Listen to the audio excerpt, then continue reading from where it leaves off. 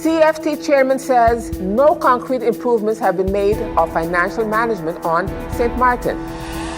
General Director of the Housing Foundation says government made other plans with the 203 lots that was allocated for the St. Martin Housing and Development Foundation. But first up, former MP and Vice Chair of St. Martin Christian Party, Claude Peterson, says there were many reasons why his party did not get a seat. Those are the headlines for February 21st. Today is Friday.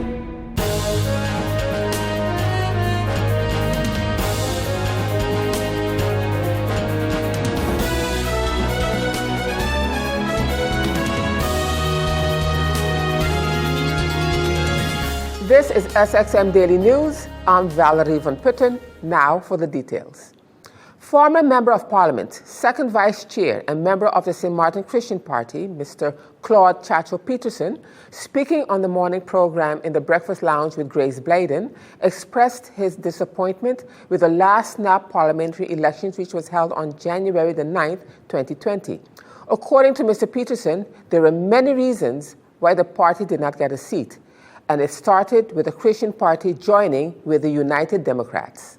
Because I didn't know. We didn't know. None of us didn't know. And I think MP Myers did what he felt he had to do when he couldn't deal with the situation anymore. I think it was a last resort move for him. But that hurt the coalition too. Well, the coalition up to that point was very much struggling. They were struggling. I mean, we had meetings where you had period MP Marcelina, for instance, telling you he don't care who in the coalition supports it, but he's bringing a motion to fire Lee.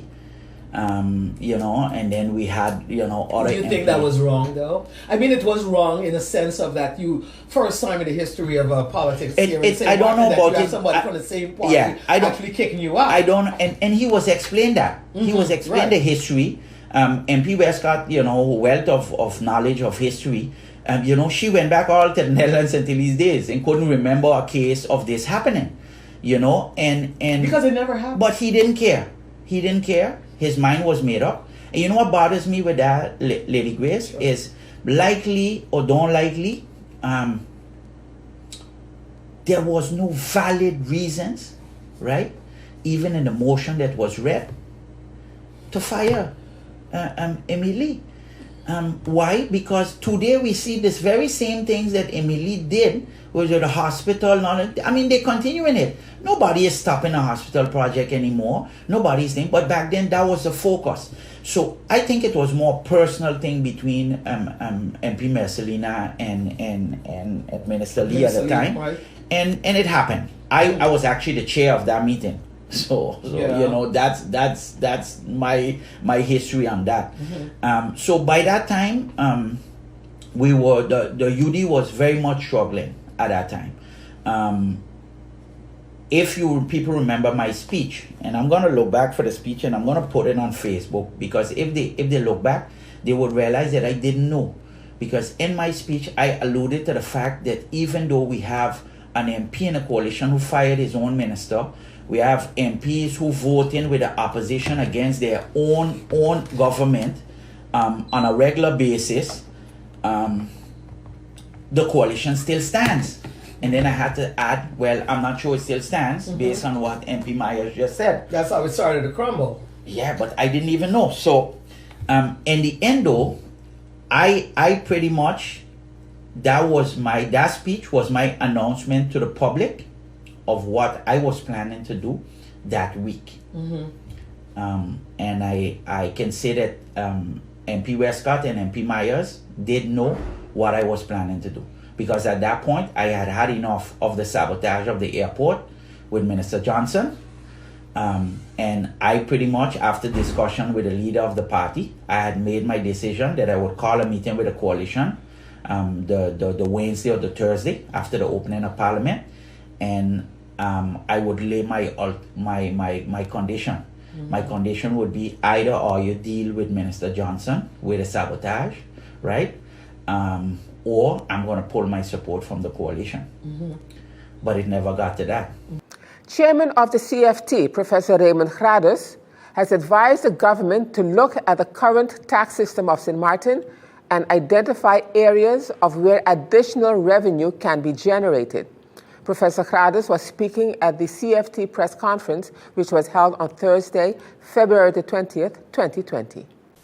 Figures by the IMF shows that while in 2012 the tax to GDP ratio of Sint Maarten was at the same level to that of its regional peers at about 20%, this ratio for Sint Maarten has decreased to about 18% at the end of 2018, while the neighboring islands noticed an increase to about 33%. So the gap has become 5%. Therefore, we advise the government to also look at the current tax system of Sint Maarten and identify areas where additional revenues can be generated in the most effective way.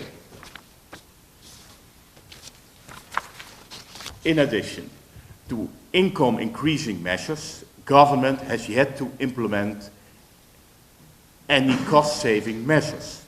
The passing of the pension reform in order to increase civil servant pension age from 62 to 65 years and change to an average wage salary, as well the collection of the personal contribution to the healthcare cost of civil servants are measures which the CFT has come to stress in most correspondence. And regarding financial management for Sint Maarten, Professor Grades said that since last year, Sint Maarten has a financial management improvement plan that has been approved by the Council of Ministers.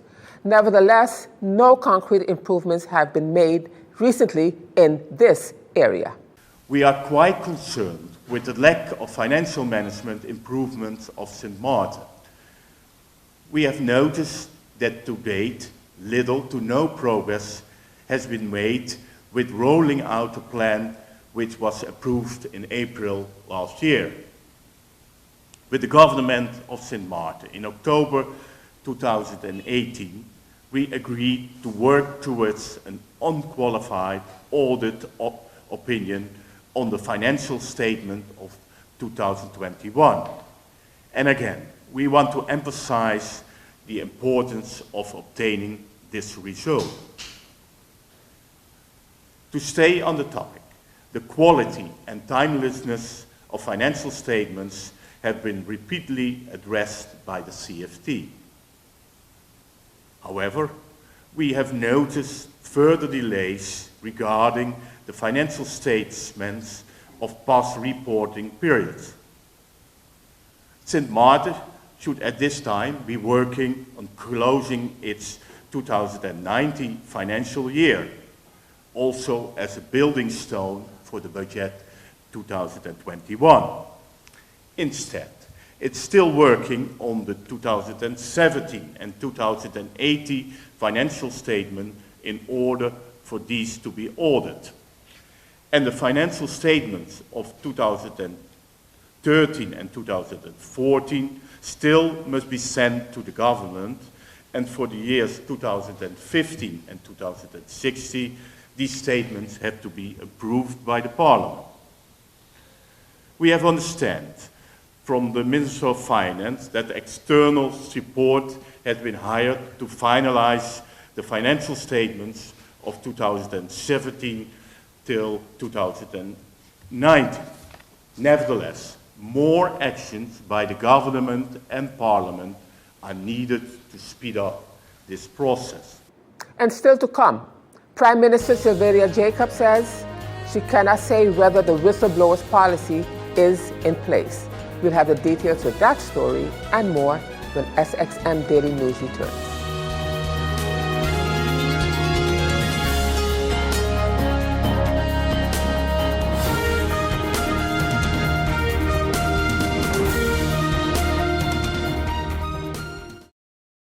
The race to the crown continues! Carnival Friday, then Fantastic Friday! The Playway International Soca Monarch 2020! The Crown Grand Finals! Fantastic Friday! The best in power and groovy soca do battle against reigning power and groovy monarchs. I am a George, the Water Lord, the commander of the Savannah. Hey yo, this is Swappy. Big up to all my sisters and brethren. For their chance at the crown! In the groovy category, Aston Isaac, Blacks, College Boy Jesse, Ding Dong, Isaiah, Kerry John, Legpipe, Pretty, Razor, Rome, Skinny Banton, and the reigning groovy monarch, Swappy. Fantastic Friday! Playway International Soca Monarch Finals. Brought to you by NLTV, Playway, Ministry of Community Development, Culture and the Arts, National Lotteries Control Board, Namalco Group of Companies, Advanced Dynamics Limited, CCN TV6, California Stucco, D. Guerra Company Limited, Racetrack Wheels, Advanced Scaffolding, Ricky Ragunan and Group of Companies. The race to the crown continues. Carnival Friday. Fantastic Friday.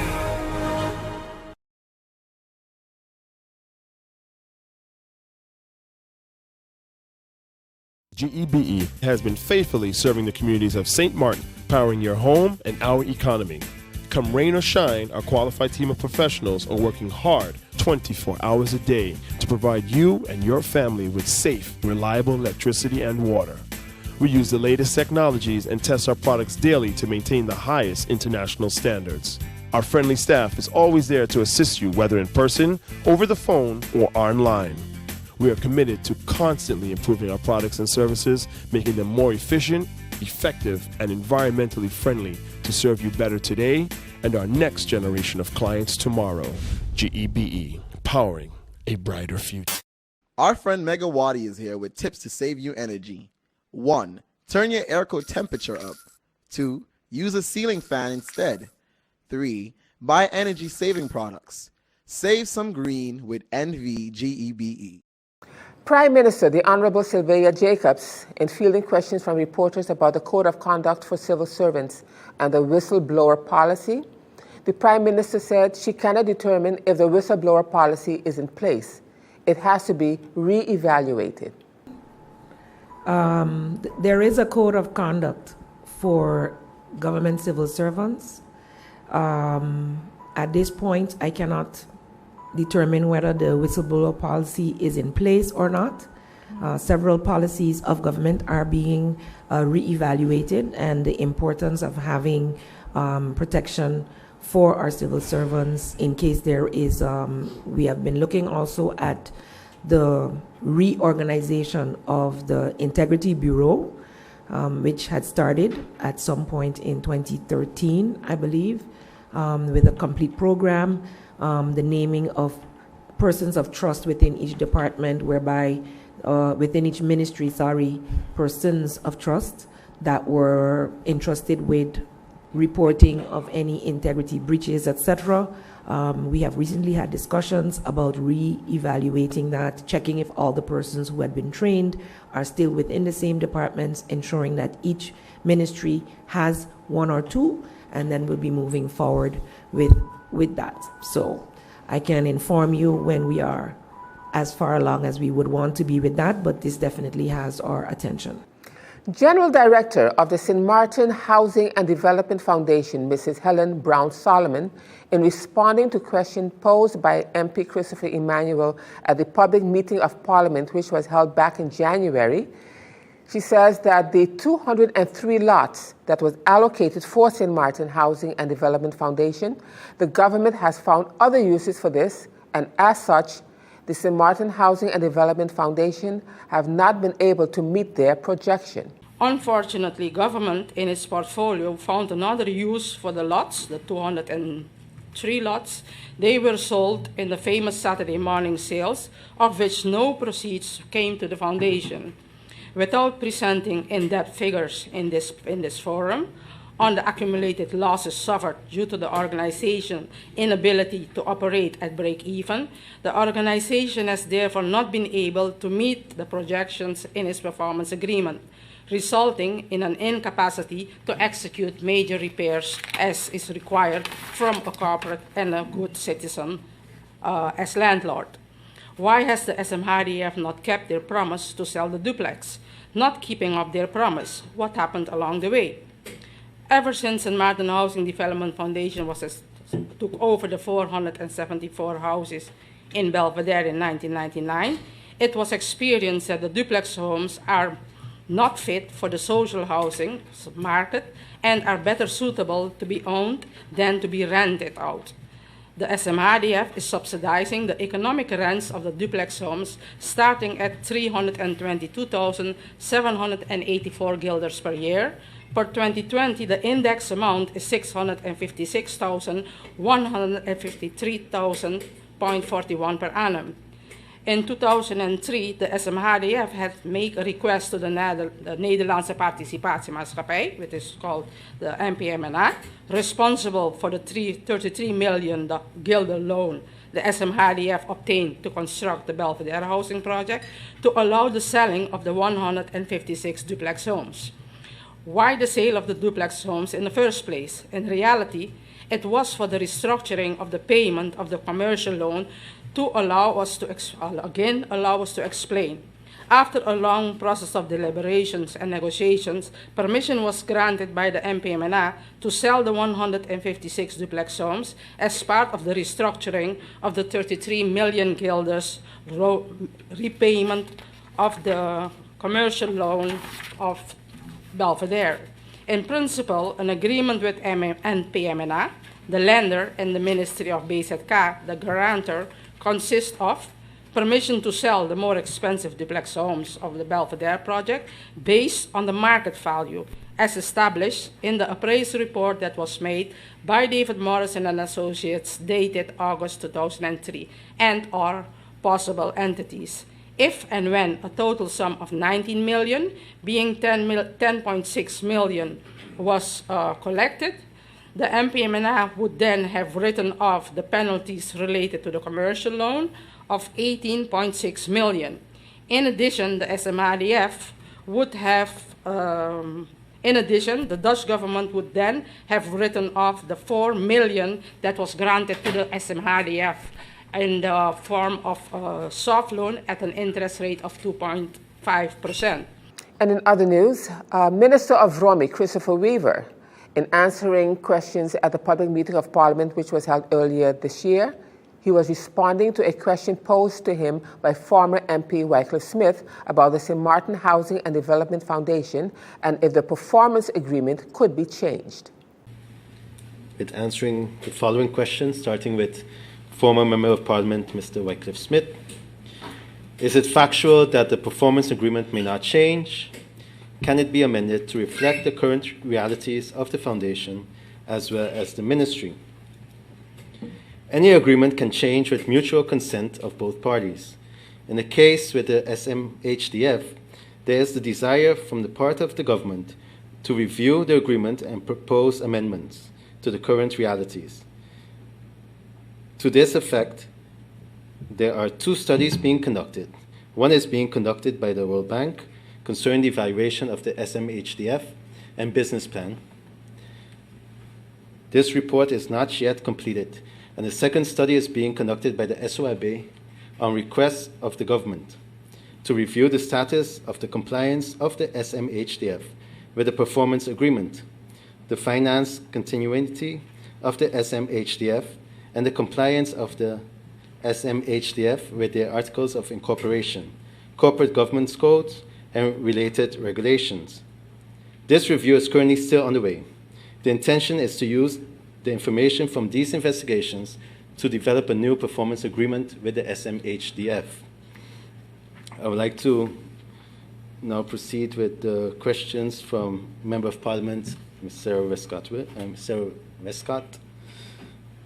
Based on the housing vision of St. Martin, who and what are actually contributing to diminishing the issues for the need for homes and the need for repairs? What exactly has been delegated by government? The allocation of government, if the allocation of social housing, so what has been delegated to the SMHDF? Based on the performance agreement, the SMHDF is delegated to review the eligibility of tenants to qualify for subsidy as provided by the government. And the final question, based on the relationship between government and SMHDF, is the relationship with the supervisory board not good? How does this going How does this going to jive in the bigger picture of having a housing vision or policy, including the agencies that can help lower and address the housing needs on St. Martin? The relationship with the board, the supervisory board, could be improved upon significantly. Both parties need to work on their shortcomings in the interest of improving the housing situation on St. Martin. The current performance agreement mainly focuses on the management of the current housing stock of the SMHDF, and there needs to be a better working premise, a revised performance agreement to consider the expansion of the housing stock of the SMHDF. The manner in which this aligns with the housing vision and intentions of the government, and the manner in which the government and the SMHDF needs to cooperate in the future. I would also like to just touch on what Ms. Solomon mentioned earlier concerning the supervisory board, where she indicated that 2 members are not showing up. I think there's a misunderstanding there, as we were informed that the 2 members declined the position on the supervisory board. So based on that information, we tried to contact the chairman of the supervisory board in order to resolve this and to see how to move forward, but still waiting on a reply back from the chairman so that we can commence that meeting.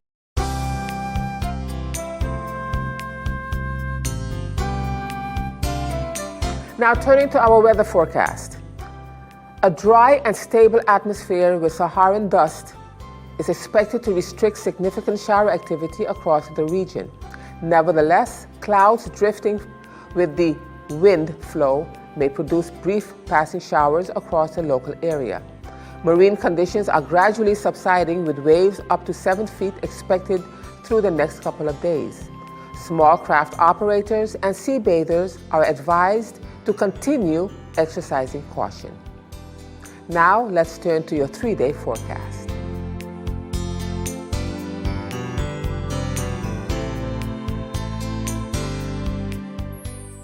And still to come, good news from Mrs. Malvina Arundel. We'll have the details of that story and more when SXM Daily News returns.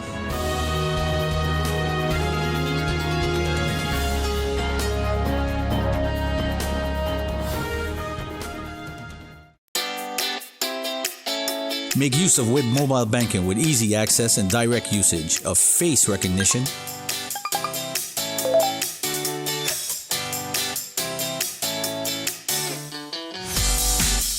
PIN code,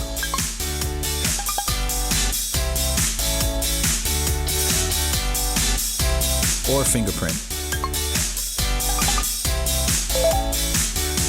Download WIB mobile banking app and make your transaction from anywhere at any time. For more information, visit wib-bank.net/quick-login.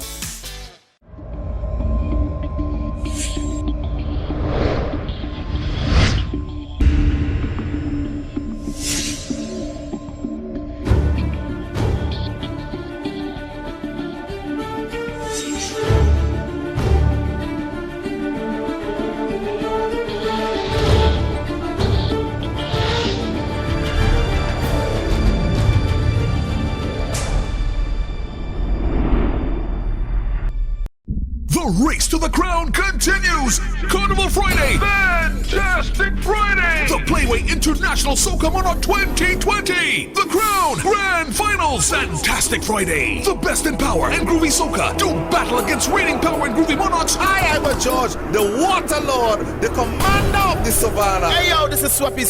Big up to all my sisters and brethren. For their chance at the crown! In the groovy category, Aston Isaac, Blacks, College Boy Jesse, Ding Dong, Isaiah, Carrie John, Lead Pipe, Pretty, Razor, Rome, Skinny Banton, and the reigning groovy monarch, Swappy. Fantastic Friday! Playway International Soca Monarch Finals. Brought to you by NLTV, Playway, Ministry of Community Development, Culture and the Arts, National Lotteries Control Board, Namalco Group of Companies, Advanced Dynamics Limited, CCNTV6, California Stucco, D. Guerra Company Limited, Racetrack Wheels, Advanced Scaffolding, Ricky Ragunan and Group of Companies. The race to the crown continues. Carnival Friday. Fantastic Friday.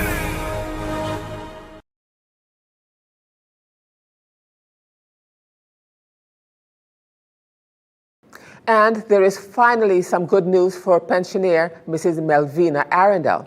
After many, many months, and we are talking about almost 4 years, she has finally received her doctor's card and an increase in her social allowance. The announcement was made by a member of the anti-poverty platform, Raymond Gisseroen. For senior citizen, Miss Melvina Arendelle. You all remember how this lady spoke out about the fact that she was waiting for a Dr. card since 2016. Through our lawyer, Cormerx, we understood that a decision has been taken, and from the minister herself, we have been informed, Minister of Affairs, Pamela Gordon, that Miss Melvina Arendelle will get her doctor card. She will also get an addition to her social allowance, and that finally this saga has passed. Come to an end. Okay. We already called Miss Melvina Arendelle this morning to inform her about this good news, and also we learned from this never to give up. Never to give up and fight for your right. Stand up for your right. Never give up the fight. And still to come, Caribbean Soca competition to be aired live this evening on TV 15 St. Martin Cable TV. You'll have the details to that story and more when SXM Daily News returns.